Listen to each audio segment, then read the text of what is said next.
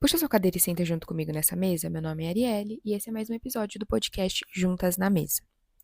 Ontem foi dia 10 de setembro, o Dia Nacional de Luta Anti-Gordofobia. E casou muito esse dia com as ideias que já estavam na minha cabeça para construir esse episódio. Então, nós vamos falar sobre estigmas. Mais especificamente sobre o estigma do peso e mais especificamente ainda sobre gordofobia. Eu decidi dar uma continuidade para o episódio anterior. O episódio anterior veio muito da minha revolta e do meu ódio relacionado ao debate Um Treinador versus 30 Gordos, onde aquele ser humano, se é que eu posso dizer assim, desfere atrocidades, ele fala atrocidades, ele afirma coisas que não têm embasamento científico nenhum, ele afirma coisas que estão teoricamente embasadas na Bíblia, a partir do pecado e da culpabilização das pessoas gordas, então é um show de horrores.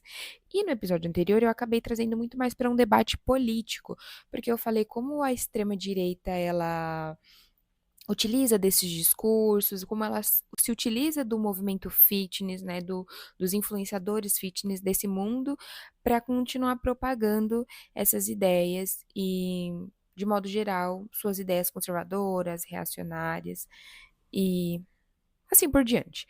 Também falei um pouco sobre como a esquerda poderia se posicionar, mas não vem se posicionando frente a essas questões, em especial a luta anti-gordofobia, o combate aos transtornos alimentares, que são coisas que estão intimamente relacionadas e que eu vou até aproveitar e explicar essa relação nesse episódio, que eu acabei não explicando no episódio anterior.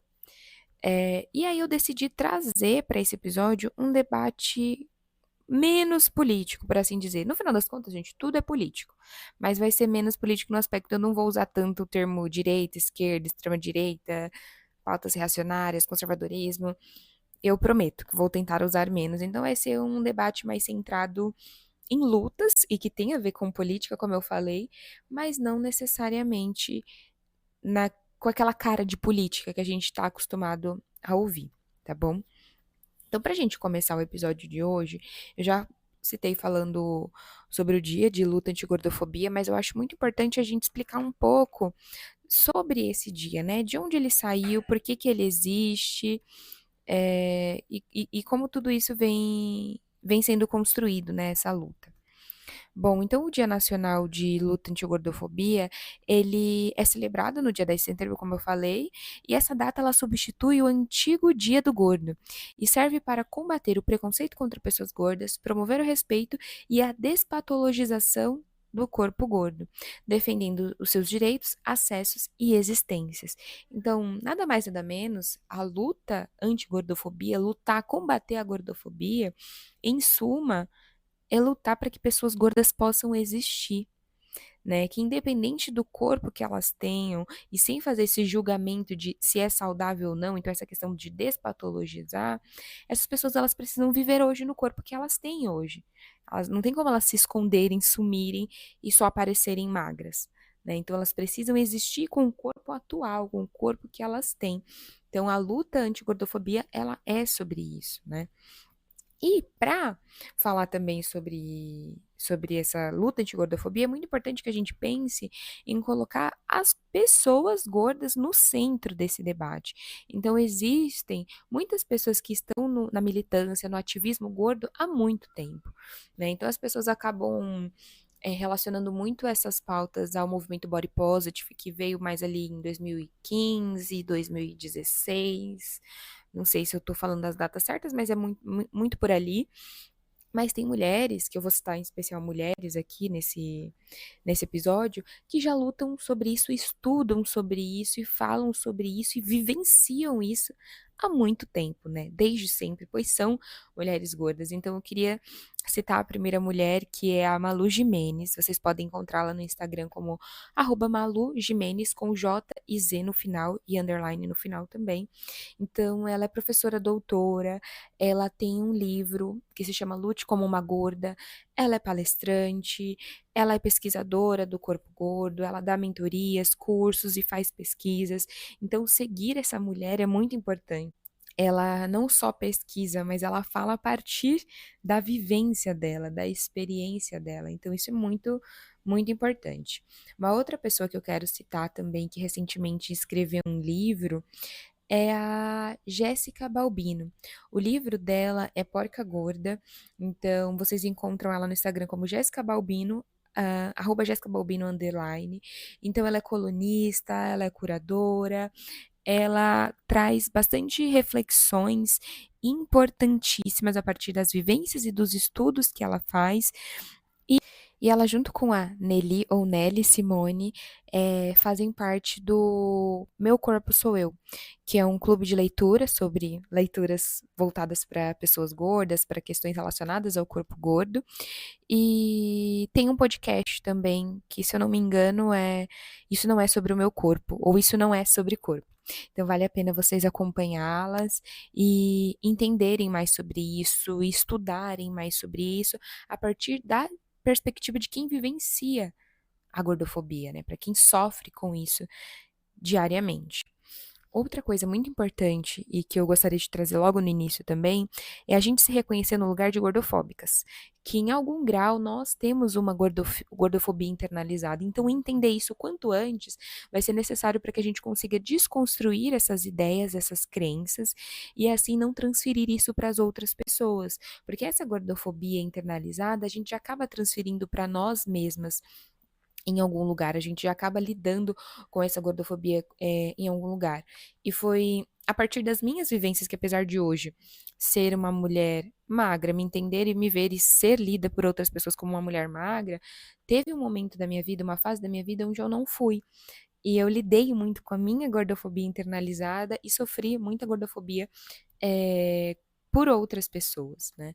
Então foi a partir desse movimento de me entender, me acolher e também por conta da minha profissão, para que eu não transferisse essa gordofobia para os meus pacientes, que eu fui buscar estudar, que eu fui buscar entender como me tornar uma pessoa menos gordofóbica e, consequentemente, ser uma pessoa antigordofóbica. Dito tudo isso, vamos trazer alguns conceitos. Então, o que é estigma? O que quer dizer gordofobia? O que essas coisas querem dizer? Estigma é uma marca, aquilo que é considerado indigno, desonroso. Então, a situação do indivíduo que está inabilitado para uma aceitação social plena.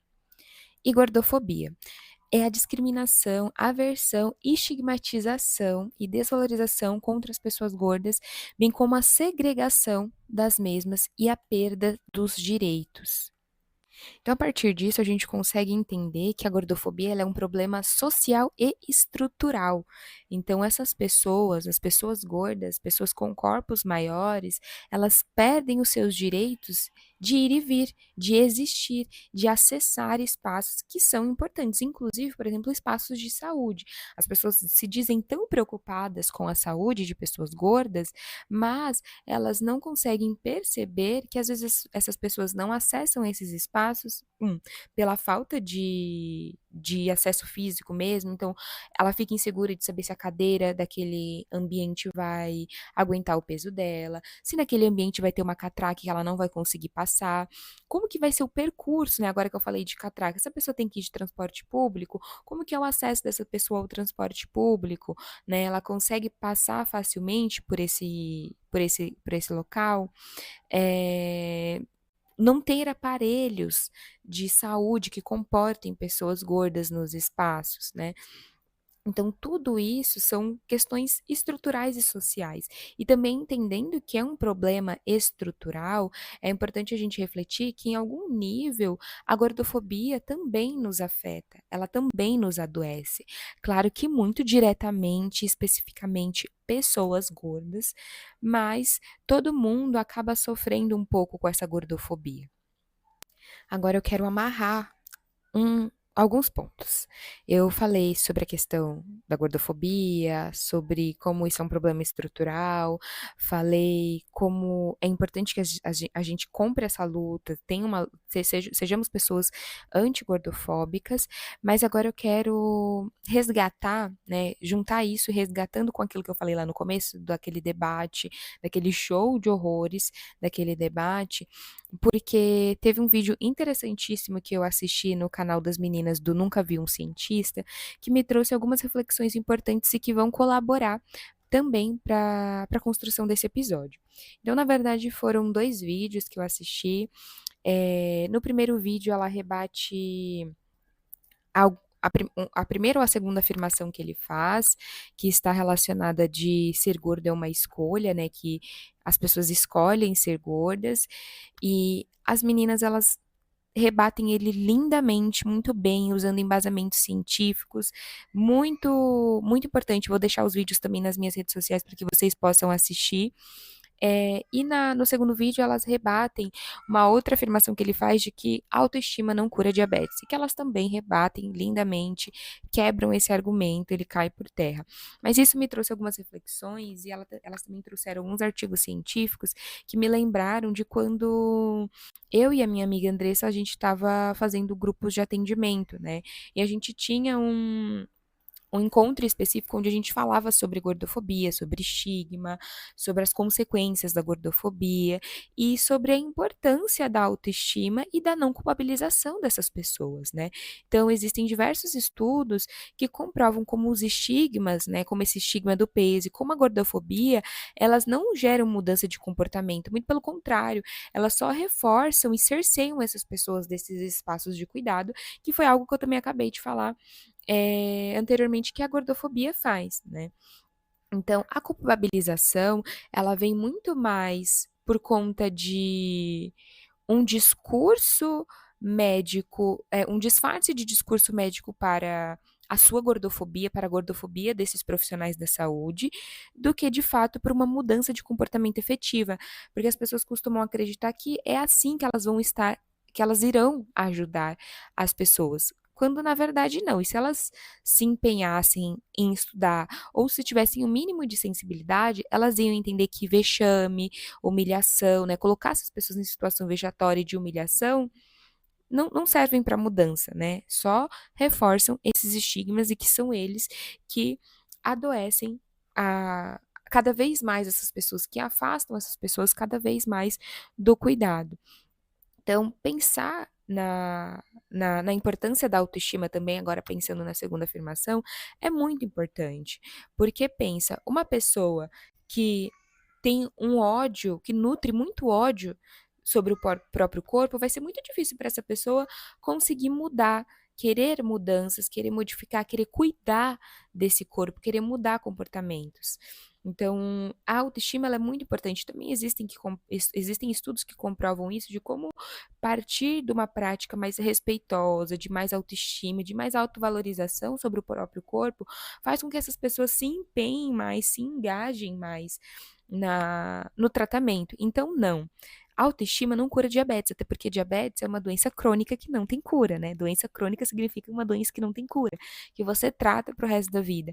Mas uma pessoa com uma autoestima melhor, uma autoestima mais elevada, ela se engaja mais no tratamento e, consequentemente, ela regula mais os níveis de glicemia, por exemplo. Ou uma pessoa que está de fato em um grau de obesidade, que tem uma autoestima maior, melhor, ela vai se cuidar melhor, ela vai se tratar melhor. Né? E quando eu estou falando se tratar, não necessariamente de tratamento médico, mas se tratar com mais respeito. Né? Então, acho que foi importante trazer isso, né? Foi muito importante trazer isso. E também já fica a indicação de vídeos excelentes para que vocês possam assistir e que podem colaborar, caso você ainda tenha uma mentalidade, pensamentos muito gordofóbicos, a mudar os seus pensamentos, né? Caso você concorde, corrobore os argumentos utilizados por esse treinador nesse debate. Agora, seguindo para o nosso próximo tópico, que é importantíssimo também, é que a gente precisa falar sobre as consequências da gordofobia, porque a gente já está cansado de ouvir que existem consequências da obesidade. E sim, é importante a gente entender que a obesidade tem consequências, né? Eu não vejo ninguém do movimento gordo, de pessoas que lutam contra a gordofobia, falando que as pessoas costumam dizer que essa romantização da obesidade, muito pelo contrário, elas estão buscando uma luta por existência, né? E, enfim, né? Mas nem vamos entrar nesse tópico de romantização da obesidade, porque nem existe de fato isso. O que a gente sabe que existe de verdade é a romantização da magreza. Mas as consequências da gordofobia, elas são tão reais quanto as consequências da obesidade. Elas adoecem e matam tanto quanto a obesidade. E poucas pessoas falam sobre isso. E eu tô aqui para ser uma das pessoas, uma das pequenas vozes, das vozezinhas que vai reforçar isso e que vai te ajudar a entender como a gordofobia é ruim, é prejudicial. E que não, ser gordofóbico, ser preconceituoso não ajuda ninguém. Então, a gente tem listado aqui algumas consequências, como, por exemplo, prejuízos na saúde psicológica, pode colaborar sim para o ganho de peso. Então, as pessoas tentam fazer dietas para emagrecer e elas acabam ganhando peso. Eu até citei em algum dos episódios, não sei se foi no anterior ou no nono, onde a atriz, eu acho que é Mariana Xavier, que ela fala que ela se tornou uma pessoa gorda tentando ser magra. Então, essa questão do efeito sanfona ela é real, né? E, inclusive, essa ciclagem de peso, esse efeito sanfona, pode ser tão prejudicial quanto você se manter estável em um certo peso, mesmo que esteja classificado em algum grau de obesidade. Pode colaborar também para uma maior ingestão calórica, para muita ansiedade, estresse e comportamento antissocial. Então, como eu falei, a pessoa ela vai perdendo os seus direitos, ela vai perdendo os espaços, os acessos a esses espaços. Então, não é só um comportamento antissocial intencional, é porque ela não consegue estar nesses ambientes. Colabora também para o desenvolvimento de transtornos alimentares, então já vou aproveitar esse ponto para fazer o gancho de que a obesidade está intimamente relacionada aos transtornos alimentares, no sentido que hoje em dia a gente tem como tratamento de obesidade, e não estou falando que é o tratamento certo, mas muitas pessoas propagam um certo tratamento para obesidade, que quando a gente vai olhar, são comportamentos característicos de transtornos alimentares. Então, é um controle absoluto do peso, então ficar se pesando toda hora, um controle absoluto da alimentação, ficar pesando os alimentos toda hora, é, ficar se checando, fazendo aquela questão do body checking, né? Ficar aferindo medidas constantemente, ter medo, sentir culpa ao comer. Então, são comportamentos, como eu disse, característicos de transtornos alimentares. Então, quando eu falo que está num contínuo, é que muitas vezes algumas pessoas elas saem de grau de obesidade por conta desses tratamentos que são difundidos por aí e acabam caindo de cara no buraco profundo que são os transtornos alimentares. Então, eles estão relacionados por conta disso. Então, também lutar contra a gordofobia, ser antigordofóbico, é entender também que em algum grau você está combatendo transtornos alimentares, está combatendo esses comportamentos relacionados aos transtornos alimentares. Agora, voltando e seguindo em relação à questão das consequências da obesidade, existe também um ponto da não procura de atendimento médico. E por que existe essa não procura? Porque a gordofobia médica é extremamente institucionalizada. Então, é abertamente aceito e normal que médicos sejam gordofóbicos.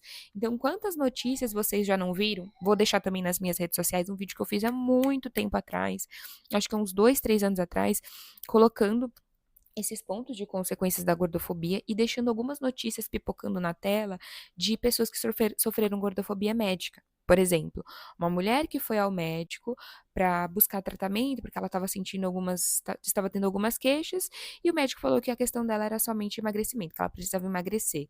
Pouco tempo depois, essa mulher descobriu que estava com um tipo de câncer. Tivemos outro episódio também de uma moça que foi buscar tratamento, foi buscar ajuda médica e ela saiu de lá com uma receita, um receituário escrito que ela tinha que comprar um cadeado e uma corrente para amarrar a geladeira dela, o armário dela e, se eu não me engano, a boca. Tivemos outras notícias também de possíveis tratamentos onde colocavam um certo aparelho, um freio, entre aspas, na língua, para que as pessoas comessem menos, para que as pessoas com obesidade comessem menos. Então veja como é extremamente adoecedor o ambiente médico, como é extremamente preconceituoso e que uma pessoa com obesidade ou uma pessoa gorda que não tem obesidade não se sentirá confortável a buscar o atendimento médico, a buscar o tratamento, a buscar o acompanhamento, porque ela não se sente acolhida, ela não se sente respeitada, ela não se sente digna de estar ali naquele espaço, porque o médico faz com que ela se sinta assim, e não só o médico, nutricionistas, educadores físicos e muitos outros profissionais da área da saúde. Inclusive, teve uma pesquisa também realizada aqui no Brasil que avaliou como as nutricionistas consideravam a pessoa gorda. E são estereótipos e estigmas absurdos, né, que os nutricionistas tinham as crenças relacionadas às pessoas gordas, como, por exemplo, que eram pessoas gulosas, pessoas desajeitadas, pessoas sem determinação e preguiçosas, e consideravam que o que fazia as pessoas se tornarem pessoas gordas era apenas alterações emocionais e de humor, ou até mesmo vício ou dependência em comida, e também a autoestima. Algumas dessas coisas podem estar relacionadas, como por exemplo a alteração emocional e de humor, a baixa autoestima, sem sombra de dúvida, mas a obesidade é uma doença multifatorial. Então não são essas pouquinhas coisas que fazem com que uma pessoa desenvolva um quadro de obesidade ou passe a ganhar peso. Então, veja como na área da saúde é totalmente normal e naturalizado que você reproduza a gordofobia, que você seja gordofóbico. Então, novamente, isso afasta as pessoas do cuidado e, consequentemente, chegamos a uma das consequências maiores da gordofobia, que é o maior risco de mortalidade. E que as pessoas costumam associar, mas está relacionado por conta do ganho de peso, ou do aumento de peso, ou do alto peso. Não necessariamente, porque se essas pessoas se sentissem à vontade, respeitadas e acolhidas, elas buscariam tratamento, elas estariam acessando esses espaços, sejam os espaços médicos, como os espaços de lazer e esporte também, que são espaços onde essas pessoas também não são acolhidas, não são respeitadas e muitas vezes não têm equipamentos que as comportem nesses ambientes. Aproveitando também que a gente falou sobre a obesidade ser uma doença multifatorial, eu quero citar um vídeo que eu vi no vídeo das meninas do Nunca Vi um Cientista, de uma pessoa no Instagram que é Júlia Pedrosa. Eu acho que ela é profissional da educação física. Ela fala no vídeo que quando nós vemos uma pessoa magra que se alimenta mal, tem um comportamento bem sedentário, nós colocamos a genética como algo determinante para que ela sustente aquele peso e não os comportamentos dela. Então a gente coloca como se a pessoa fosse até uma abençoada pela genética, né? A gente costuma dizer, ai, Deus tem seus preferidos, por exemplo, né? Mas quando vemos uma pessoa gorda, uma pessoa com sobrepeso e obesidade, a gente não coloca a genética como algo tão determinante assim. A gente começa a supor certos comportamentos que ela tem. A pessoa nos diz: "Ah, eu faço dieta, eu sou super ativa, mas eu não consigo perder peso". A gente começa a supor que ela tá mentindo, que ela come escondido. Então veja como novamente isso é um certo estigma, né? Não é um certo estigma, é um estigma. É um reforço desse preconceito, é um reforço da gordofobia. E sem contar que tem o fator de que não estamos de fato preocupados com a saúde dessas pessoas, porque, como eu disse, a pessoa magra está lá comendo mal, tendo comportamentos extremamente sedentários, e o sedentarismo ele é tão prejudicial quanto, se não mais, para a nossa saúde do que a obesidade, mas a gente acha ela linda e maravilhosa. Por quê? Porque ela está dentro do padrão, porque ela está dentro dessa norma que nós aprendemos que devemos estar por conta dessa construção desse padrão de beleza.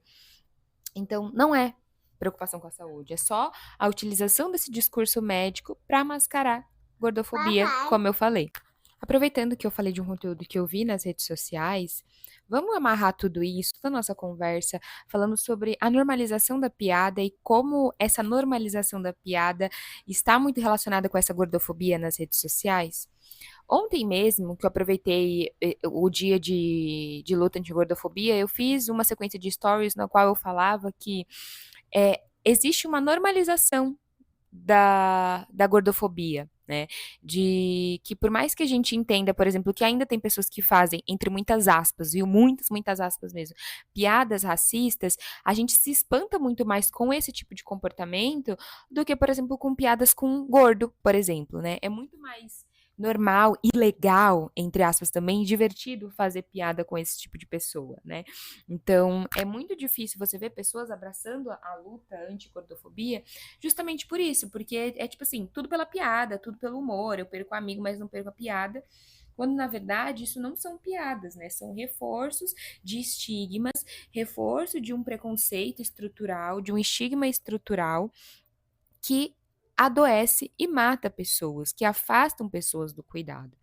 E nas redes sociais, né, fechando isso, né, tem voltado muito essa questão das pessoas não terem mais vergonha de serem preconceituosas. E como eu citei, né, a gente se espanta mais com piadas racistas, né, entre muitas aspas, piadas, e mais as pessoas também voltaram a fazer esse tipo de piada a partir do nosso, mesmo com o nosso espantamento, mas as pessoas parece que nunca pararam de fazer piadas sobre os corpos gordos, né, sobre os corpos gordos, né.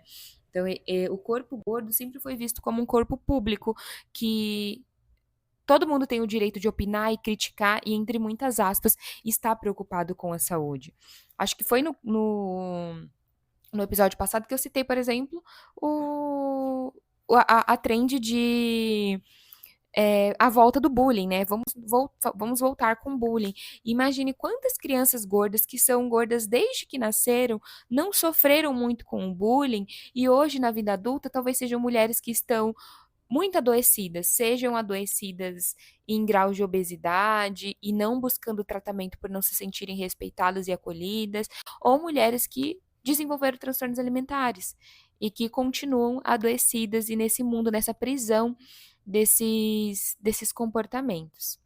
Né? Então, até para deixar um spoiler do próximo episódio, eu voltei a ler o livro O Mito da Beleza e ela coloca o ódio à gordura como basicamente uma seita, né, uma religião, né, um lugar de, entre muitas aspas, porque não existe necessariamente essa questão de uma lavagem cerebral literal, mas se faz essa modificação das crenças das pessoas acerca do próprio corpo, do que elas acreditam.